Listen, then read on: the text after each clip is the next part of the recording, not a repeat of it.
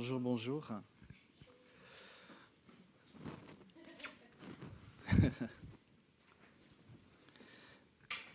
C'est sympa de vous revoir. À chaque semaine, on a du plaisir de se retrouver dans la maison du Seigneur et aussi de vivre sa présence, des temps de louange, s'attendre vraiment à ce que Dieu agisse. Et aujourd'hui, j'ai intitulé mon message « Faites tout pour la gloire de Dieu ».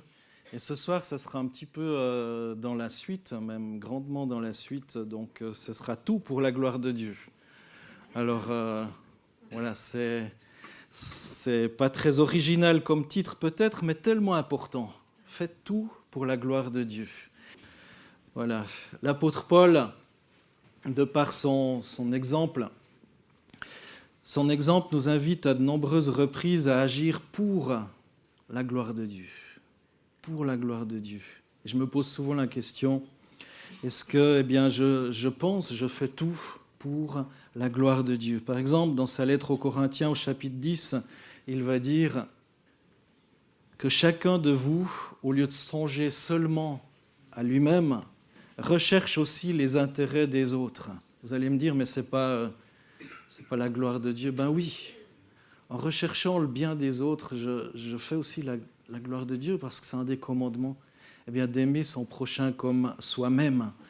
Ainsi que vous mangiez ou que vous buviez, bref, quoi que ce soit que vous fassiez,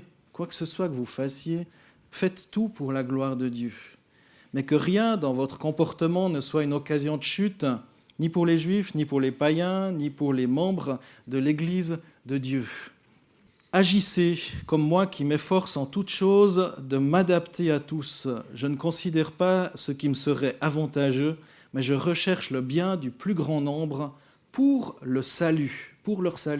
Suivez donc mon exemple, comme moi, de mon côté, je suis celui de Christ. Suivez mon exemple.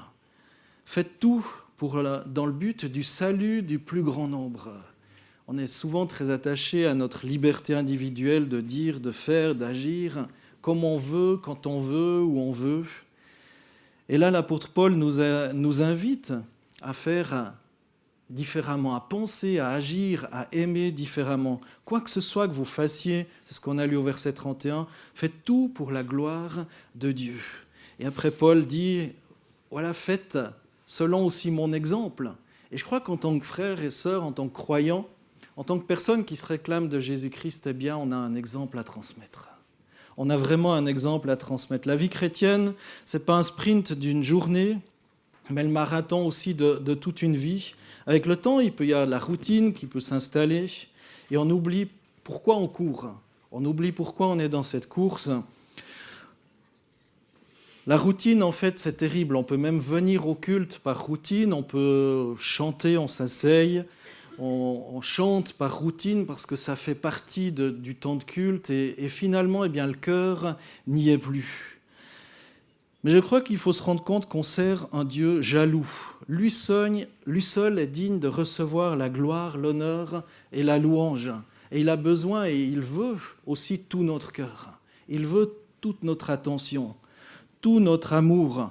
On sert ce Dieu jaloux, quoi que ce soit en raison des épreuves, des difficultés ou d'autres défis que l'on doit surmonter dans la vie, parce qu'on a tous des défis. Rien ne devrait nous empêcher d'adorer Dieu. Rien ne devrait nous empêcher de le louer, c'est-à-dire de proclamer la gloire de Dieu dans notre vie, au travers de notre vie, et que ça soit visible. L'apôtre Paul va dire, et j'aime bien ce verset 1 du chapitre 11 de 1 Corinthiens, « Suivez donc mon exemple, comme moi, de mon côté, je suis celui du Christ ». Et aujourd'hui, on peut se poser la question, est-ce que les gens peuvent suivre notre exemple ? Notre exemple. Est-ce que c'est un exemple vraiment qui fait envie ? Est-ce que c'est un exemple qui parle de Jésus-Christ ? Est-ce que c'est un exemple qui conduit les gens à vouloir plus de Jésus ? C'est la question qui reste ouverte. Cette semaine, on a lu Ephésiens 3 et étudié dans le cadre de l'étude biblique. Et c'est vrai que je suis un fan des lettres de l'apôtre Paul. C'est toujours tellement incroyable à ces textes, la richesse de ces textes, le condensé que c'est, et je crois que chaque mot a une puissance, une valeur incroyable. Éphésiens 3 nous dit ceci, l'apôtre Paul qu'on a tendance à mettre sur un piédestal, « Je suis le moindre de tous les croyants. Pourtant, Dieu m'a accordé cette faveur d'annoncer aux non-juifs la richesse infinie du Christ. Je dois mettre en lumière pour tous les humains la façon dont Dieu réalise son plan secret. Lui qui est le créateur de toutes choses, il a tenu caché ce plan depuis toujours, afin que maintenant, grâce à l'Église, les autorités et les puissances du monde céleste puissent connaître la sagesse divine sous tous ses aspects. Tout cela est conforme au projet éternel de Dieu qu'il a réalisé par Jésus-Christ notre Seigneur, en qui nous avons, par la foi en lui, la liberté de nous approcher de Dieu avec confiance. » Verset 13. « Aussi, je vous demande de ne pas perdre courage à cause de mes tribulations pour vous. Elles sont votre gloire. C'est pourquoi je me mets à genoux devant Dieu, le Père, dont dépend toute famille dans les cieux et sur la terre. Je lui demande que selon la richesse de sa gloire, il fortifie votre être intérieur par la puissance de son esprit et que le Christ habite dans vos cœurs par la foi. Je demande que vous soyez enracinés et solidement établis dans l'amour, pour être capable de comprendre avec l'ensemble du peuple de Dieu combien l'amour du Christ est large et long, haut et profond. Oui, puissiez-vous connaître son amour, bien qu'il surpasse toute connaissance, en sorte que vous soyez remplis jusqu'à toute la plénitude de Dieu. » Il faudrait pouvoir le relire, le disséquer ce texte, venir peut-être à l'étude biblique pour entendre aussi les perles et les richesses qui s'en dégagent. Mais l'apôtre Paul, au verset 13 spécialement, dit « Je vous demande de ne pas perdre courage à cause de mes tribulations pour vous. » Pourquoi tribulation ? Il faut remettre le contexte, il était en prison lorsque il écrit cette chose-là. Et ce n'était pas des prisons 3 étoiles ou 5 étoiles. Il n'y avait pas de salle de fitness, il n'y avait pas ces choses-là à l'époque. Et souvent, les chaînes, elles étaient assez froides. Lorsqu'ils avaient les fers aux pieds et toutes ces choses, ce n'était pas très, très confortable. Aussi pour dormir, le nombre de mètres carrés n'était peut-être pas forcément respecté non plus par rapport à chaque prisonnier. Et l'apôtre Paul va dire « Mais je vous demande de ne pas perdre courage. À cause de mes tribulations pour vous, elles sont votre gloire. » C'est pourquoi je me mets à genoux devant le Père, dont dépend toute famille dans les cieux, sur la terre. Je lui demande que selon la richesse de sa gloire, il fortifie votre être intérieur par la puissance de son esprit. Et je crois que ce matin, Dieu veut fortifier votre être intérieur par la puissance de son esprit. Dieu veut se glorifier au travers de votre vie, mais Dieu veut aussi tirer sa gloire au travers de votre vie afin que vous puissiez tout faire pour sa gloire. Le verset 18, ce qui m'impressionne dans le grec, c'est marqué pour être capable de comprendre avec l'ensemble du peuple de Dieu.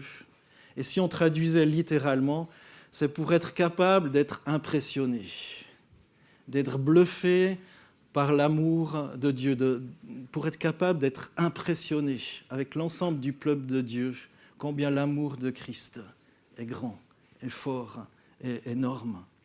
Est-ce qu'on est encore impressionné par la grandeur de Dieu ? C'est la question qu'on peut se poser également. Mais j'aimerais en venir à un premier point, c'est quelles sont nos motivations ? Quelles sont simplement nos motivations ? Réfléchissez un peu, quelles sont vos motivations pour rendre un culte à Dieu ?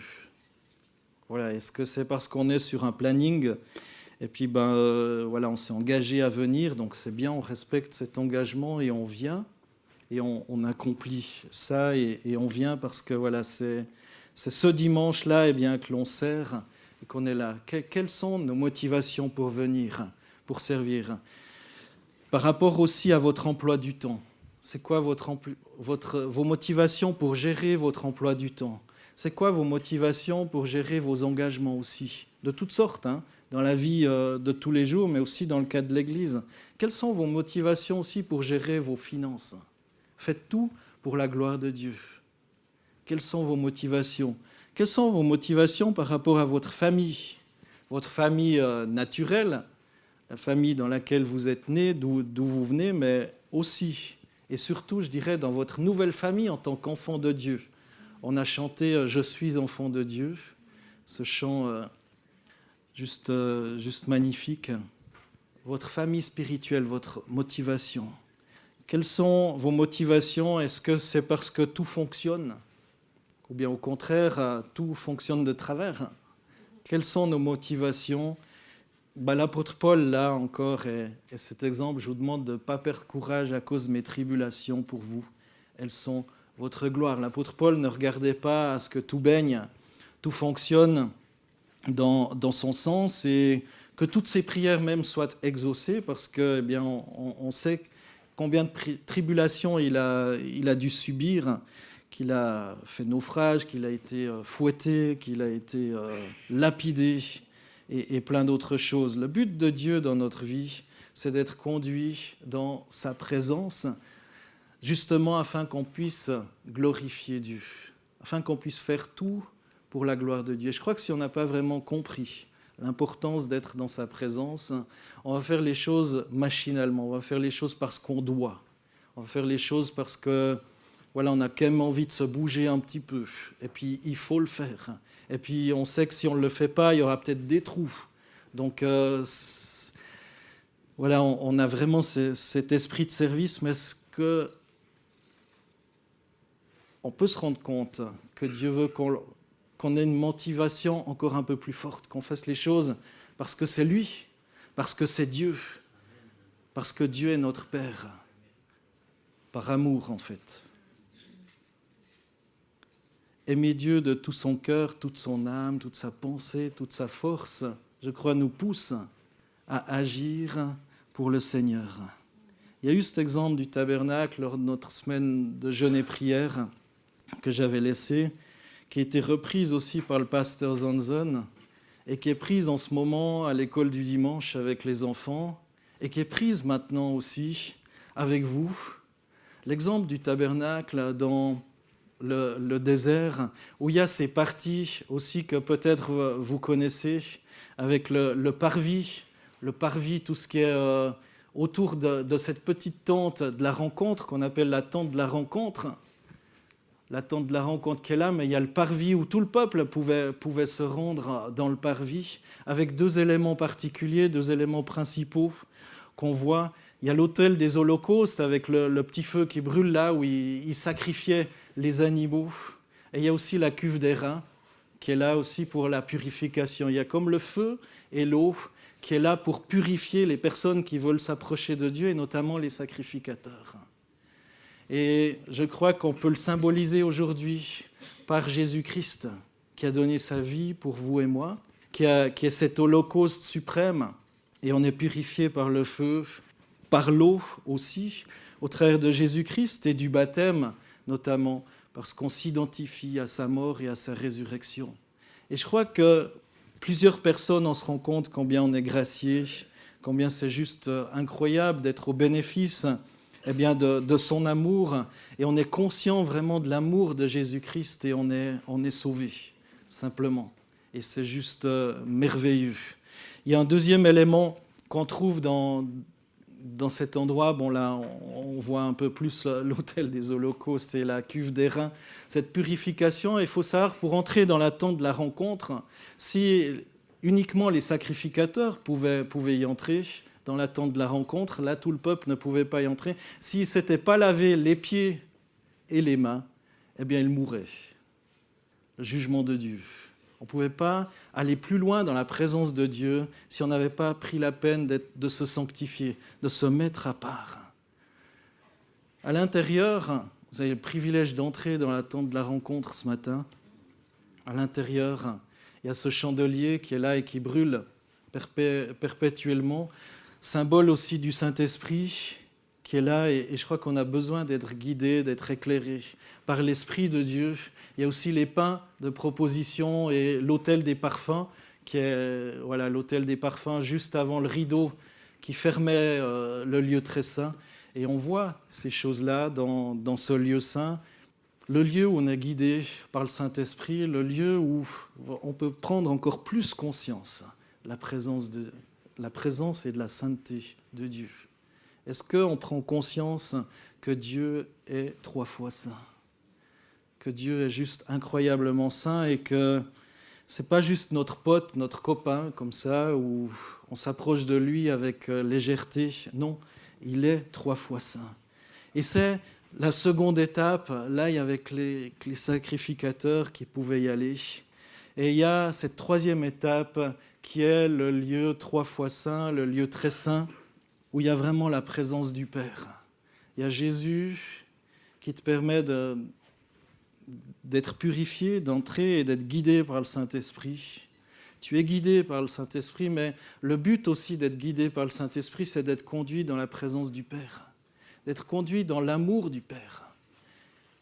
Et le Père ne tolère pas quelque chose d'impur. Ce n'est pas possible de voir Dieu en étant comme ça, en vivant notre foi de façon légère. Est-ce qu'on prend conscience de l'extrême sainteté de notre Dieu?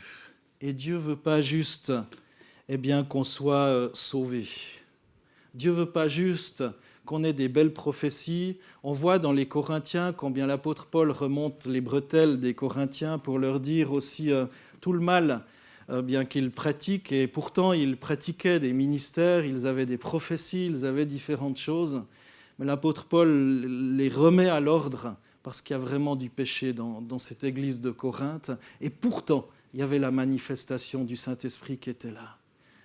En fait, Dieu veut qu'on aille plus loin, qu'on aille dans cette présence du Père. Aujourd'hui, il n'y a plus le rideau qui nous empêche d'entrer dans la présence du Père, mais il y a vraiment cette liberté d'y entrer parce qu'on est purifié par Jésus, on est conduit par l'Esprit. Mais le but de l'Esprit, c'est de nous conduire dans la présence du Père, ce Père qui vous aime. Notre Père qui es aux cieux, que ton nom soit sanctifié.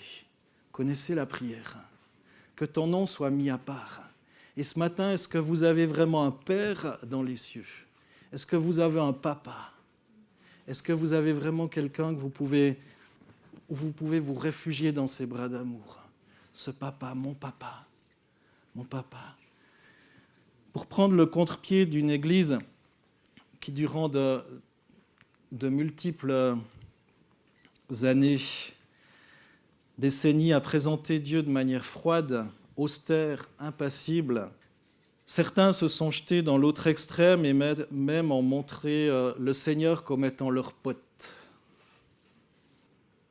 Un petit Dieu que tu mets dans ta poche quand ça t'arrange et puis que tu ressors comme un mouchoir en papier quand on a envie ou quand on a besoin.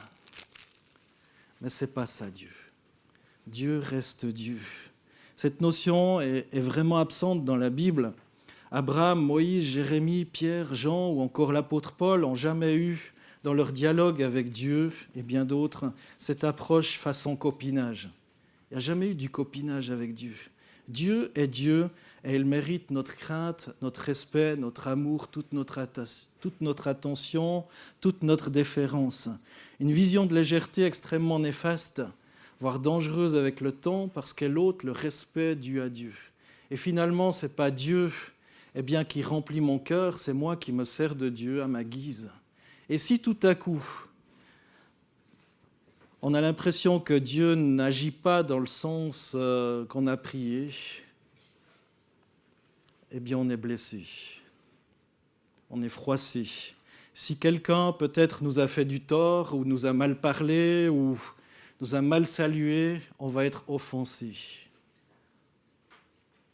Parce que justement, il nous manque ce cœur à cœur avec le Seigneur, cette attitude aussi où on se rend compte que Dieu a tout payé pour nous et qu'en fait on est appelé aussi à vivre comme lui nous le propose à son exemple, comme Paul disait, d'être ses imitateurs, de suivre son exemple comme lui-même suit l'exemple de Christ.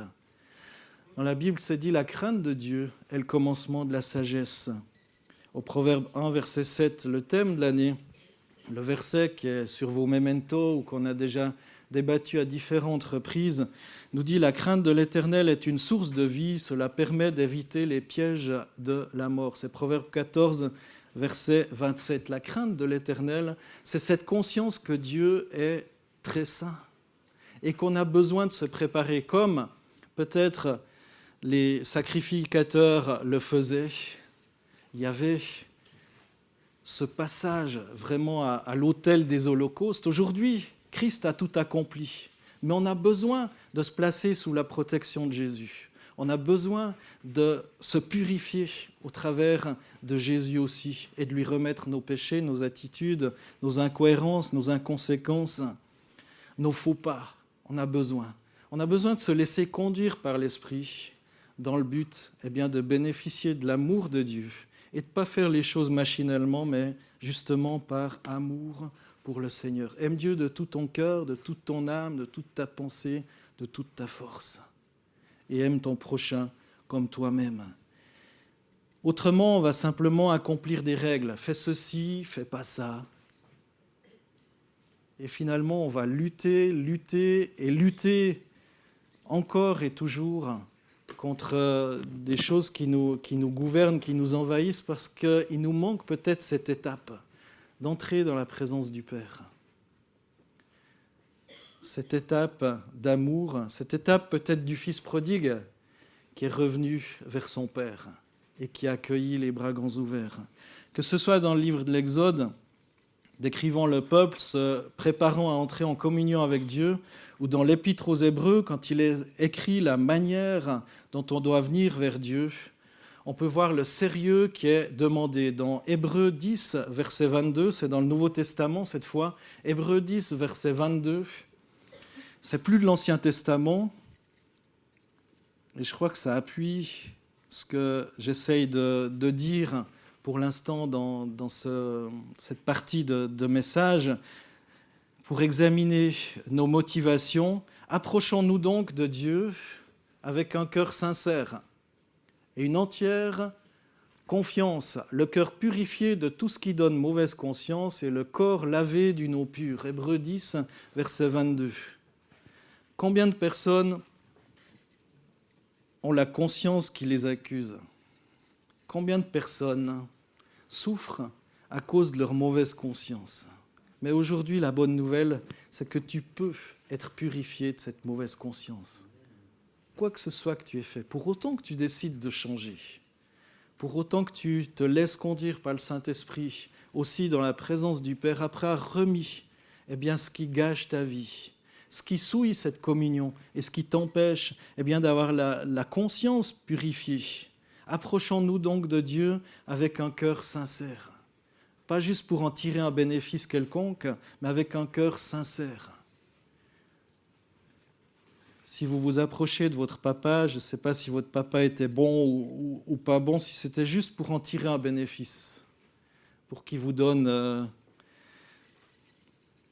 cadeau que vous avez vraiment envie, que vous aviez vraiment envie, l'argent qui peut-être ferait tout votre bonheur pour vous payer le truc, le dernier truc qui est sorti et qui enfin va remplir votre vide dans votre cœur, enfin, ou pas. Ça va se ressentir au fil du temps. Mais si c'est juste pour avoir un câlin d'amour, je crois que ça fait toute la différence. Approchons-nous. Comme on l'a fait dans la louange, je ne sais pas si vous avez pu vraiment rentrer dans la louange, je crois qu'on a vécu un temps juste de grâce dans la présence de Dieu ce matin. Ça fait du bien d'être ces enfants de Dieu, on l'a chanté. Approchons-nous donc de Dieu avec un cœur sincère et une entière confiance.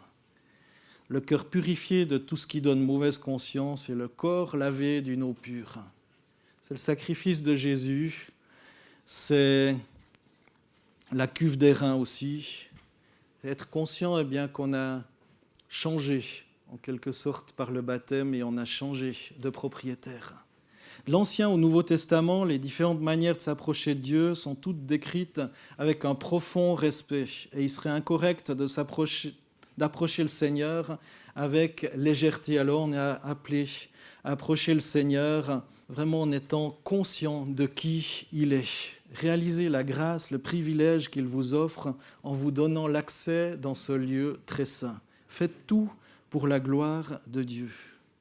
J'ai été saisi par un autre texte aussi qui se trouve dans le livre de Malachie par rapport à l'amour de Dieu pour nous. Malachie 1, un texte qui a été écrit quelque chose comme 470 ans avant Jésus-Christ, dit ceci: proclamation, parole que l'Éternel a adressée à Israël par l'intermédiaire de Malachie. Moi, je vous ai aimé, déclare l'Éternel, et vous me demandez, en quoi donc nous as-tu aimés ? Ésaü n'est-il pas le frère de Jacob ? Demande l'Éternel. Or, j'ai aimé Jacob et j'ai écarté Ésaü. Relisez, peut-être, notez tout ce texte de Malachie. On n'a pas le temps ce matin de tout lire, mais Malachie 1, ça vaut vraiment la peine. Pour considérer aussi l'amour de Dieu. Souvent, Dieu nous dit « mais je t'ai aimé », et le peuple dit « mais en quoi nous as-tu aimés ?» Malachie, c'est 470 ans avant Jésus-Christ. Jacob et Ésaü, c'est 1750 ans avant Jésus-Christ. Apparemment, Malachie était en pleine connaissance de ce qui s'était passé plus de 1000 ans avant qu'il soit là. Plus de 1000 ans. Plus de 1000 ans. Et Malachie prophétise ceci: « Je vous ai aimé. En quoi donc nous as-tu aimés ?» Le grand privilège dont jouissait Israël, en sa qualité de peuple élu de Dieu, est souligné de façon frappante par cette comparaison entre Édom, les descendants d'Ésaü, et Israël. Face à l'affirmation de l'amour de l'Éternel pour lui, le peuple exprime son incrédulité. En quoi donc nous as-tu aimés ? Parce que ce n'était pas tellement la fête au milieu d'eux. Dieu, malgré ça, continue d'affirmer son amour pour son peuple en lui rappelant son alliance, son choix. J'ai aimé Jacob et j'ai écarté Ésaü. En d'autres termes, ce matin, eh bien, Dieu te dit, mais je t'ai aimé, je t'ai choisi, je t'ai choisi. On ne peut pas tout développer. Ce serait peut-être le thème d'un autre message pour développer ce texte de Jacob et d'Ésaü. On parle de la postérité d'Isaac, fils d'Abraham. Donc, vous pouvez relire ça, c'est dans Genèse 25. On ne va pas forcément le lire ce matin. Mais j'aimerais revenir au texte d'Hébreux 12, versets 16 à 17, qui parle de ça. « Veillez à ce que personne ne se livre à l'inconduite sexuelle ou n'agisse en profanateur comme Ésaü, qui pour un seul plat vendit son droit d'aînesse. Vous savez que plus tard, quand il voulut hériter la bénédiction, il fut rejeté. En effet, il ne trouva aucune possibilité de changement, bien qu'il l'ait recherché dans les larmes. Ésaü avait ce droit d'aînesse. Ésaü était le premier. Ésaü aurait dû hériter de la bénédiction, parce que c'était le fils aîné. Et finalement, si on résume, alors qu'il avait faim, qu'il revenait de la chasse, son frère, par supercherie, Jacob, lui a dit « Ok, je te donne ça, mais tu me donnes ton droit d'aînesse. Tu me donnes ton droit d'aînesse. » Puis il va dire « Peu m'importe ce droit d'aînesse en fait, peu m'importe cette bénédiction, peu m'importe ce qui me revient, de toute façon j'ai faim, j'ai la dalle et maintenant je veux manger. » C'est la traduction libre selon Philippin.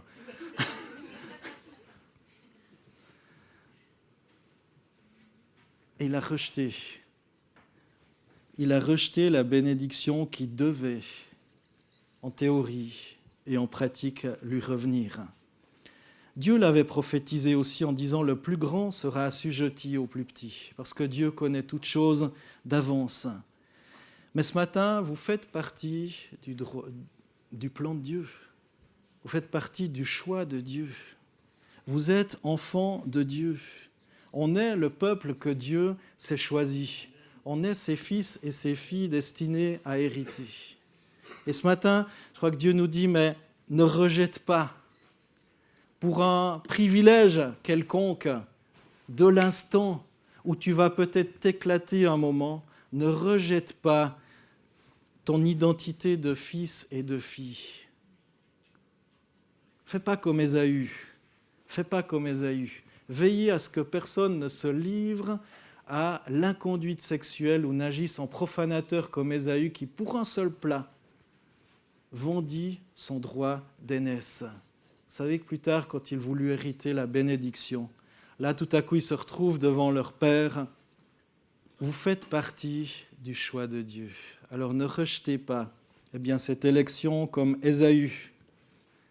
Parce que plus tard, quand il a voulu hériter de la bénédiction, c'était trop tard en fait. Il a eu beau supplier son père. Bon, il y a eu un petit jeu un petit peu machiavélique qui était là, mais en même temps, il s'était engagé à perdre ce droit d'aînesse. Il l'avait vendu pour un plat de lentilles. Maintenant, une question qu'on peut se poser, c'est quelle sera notre réponse, quelle sera ta réponse face à l'amour de Dieu, face à cette élection, face à ce choix de Dieu. Si on revient au texte de Malachie 1, verset 6 et suivant, le Seigneur des armées célestes s'adresse à vous les prêtres. Un fils honore un père, un serviteur son maître. Si je suis votre père, où donc sont les honneurs qui me sont dus ? Si je suis votre maître, pourquoi ne me révérez-vous pas ? Et puis vous demandez, en quoi t'avons-nous méprisé ? De nouveau ces questions. En quoi nous as-tu aimés ? Puis là, en quoi t'avons-nous méprisé ? Tu vois, on est là, on t'aime, quand même. On fait un effort, là, on vient le dimanche matin de 10h moins le quart à 11h30. Donc Seigneur, quand même. 1h45 de mon temps, donc attention Seigneur. Vous apportez, verset 7, vous apportez sur mon autel des aliments impurs et puis vous demandez, en quoi t'avons-nous profané ? C'est en disant, la table de l'Éternel n'a guère d'importance. Verset 8, quand pour le sacrifice, vous venez présenter un animal aveugle, n'y a-t-il rien de mal ? Et quand vous présentez une bête éclopée ou un agneau malade, n'y a-t-il rien de mal ? Offrez-le donc à votre gouverneur. Sera-t-il content de vous ? Ou vous fera-t-il bon accueil, dit l'Éternel, le Seigneur des armées célestes. Ensuite, après avoir agi ainsi, vous venez supplier Dieu d'avoir pitié de vous. Vous fera-t-il bon accueil, demande le Seigneur des armées célestes. Vous fera-t-il bon accueil ? Ce que je retiens dans ce texte, c'est que l'on peut vouloir donner à Dieu ce qu'on ne donnerait pas à son chef, à son patron, à son président de commune. Vous fera-t-il bon accueil ? On peut agir parfois avec légèreté dans notre vie, dans l'Église envers Dieu, et différemment aussi face à une personnalité humaine. Mais Dieu nous invite à avoir la crainte de Dieu et pas la crainte des hommes. On est choisi et aimé bien plus qu'on peut l'imaginer. Et Ésaü était choisi au même titre que Jacob. Jacob, dès sa naissance, a voulu s'accrocher à la bénédiction. Il s'est accroché au talon de son frère, alors qu'ils étaient jumeaux. Il s'est accroché, d'ailleurs, Jacob signifie celui qui prend le talon. D'autres traductions disent l'usurpateur, mais littéralement, c'est celui qui prend le talon. Et Ésaü, c'était le poilu. Parce qu'on connaît l'histoire. Relisez cette histoire dans Genèse 25. Et c'est là qu'on peut comprendre ce texte si terrible de la part de Dieu dans Malachie 1, 2, 3 et repris par Paul dans sa lettre aux Romains, chapitre 9, verset 13, « J'ai aimé Jacob et j'ai haï ou repoussé Ésaü. » Par cette situation, Paul veut faire ressortir que la présence, la puissance, l'amour, la préférence accordée à Jacob et à ses descendants n'est pas motivée par leur mérite, mais par la seule volonté de Dieu. Et ce matin, Dieu te dit, mais si je t'ai choisi, ce n'est pas parce que tu le vaux bien, c'est parce que je l'ai choisi. Donc tu ne pourras jamais rien faire pour mériter l'amour de Dieu. C'est une grâce. C'est une grâce. Vous êtes le peuple que Dieu s'est choisi. Alors j'aimerais conclure ce message ce matin. Comprenez ceci, Dieu aime tout le monde de la même manière. Dieu aime Jacob comme il a aimé aussi Ésaü d'abord.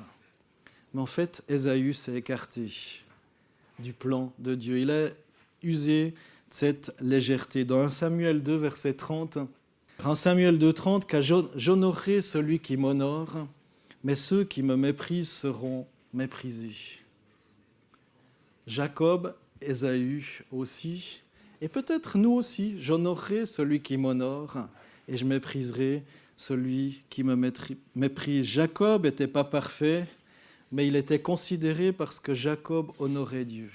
Dans son imperfection, il a choisi la bénédiction du Père, la bénédiction de Dieu. L'amour de Dieu est identique, mais sa considération est pour ceux qui l'honorent. Ce matin, est-ce que vous voulez honorer Dieu ? Tout pour la gloire de Dieu. Dans la Bible, on voit très souvent que Dieu donne la possibilité de changer, où il va dire « va et ne pêche plus ». J'honorerai ceux qui m'honorent. Quoi que ce soit que vous fassiez, faites tout pour la gloire de Dieu. Dieu est Dieu et il mérite votre respect, il mérite notre respect.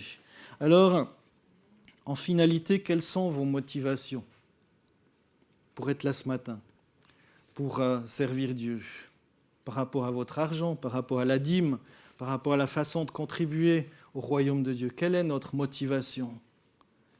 Est-ce que c'est parce que voilà, on veut le faire ou on le fait et c'est bien, on l'a toujours fait comme ça? Est-ce que tu restes sur le parvis continuellement à demander pardon au Seigneur et à retomber en arrière? Tu fais un pas en avant, 2 pas en arrière, un pas en avant, 2 pas en arrière. Ça va peut-être pour la danse, je ne suis pas très bon, je ne vais pas vous faire une démonstration, il risquerait de pleuvoir à l'intérieur de la salle. Mais est-ce que tu restes sur le parvis? Est-ce que tu restes sur le parvis en étant simplement, voilà, je sais, je reviens dans la présence de Dieu, je lui demande pardon. Et je sais que Dieu est bon, Dieu va me gracier, c'est vrai. Dieu pardonne celui qui vient à lui et qui s'humilie. Il est fidèle et juste pour nous pardonner, pour nous délivrer. Hébreux 10, 22. Approchons-nous donc de Dieu avec un cœur sincère et une entière confiance, le cœur purifié de tout ce qui donne mauvaise conscience et le corps lavé d'une eau pure. Ça, c'est la première étape et c'est tellement important aussi. Deuxième étape, c'est de considérer l'amour de Dieu pour toi aussi, c'est-à-dire d'être conduit par le Saint-Esprit, d'être dirigé par le Saint-Esprit. Parce que tu prends conscience eh bien, que le choix de Dieu, à l'image de Jacob, s'est porté sur toi. Et Dieu veut te bénir. Et la troisième étape, c'est ta réponse. C'est ta réponse d'aller vers ton papa, d'entrer dans ce lieu très saint. J'honorerai ceux qui m'honorent. Ce verset terrible de Jérémie 48, 10, « Maudit celui qui fait l'œuvre de l'Éternel sans y mettre son cœur. » C'est l'Ancien Testament. C'est très cru.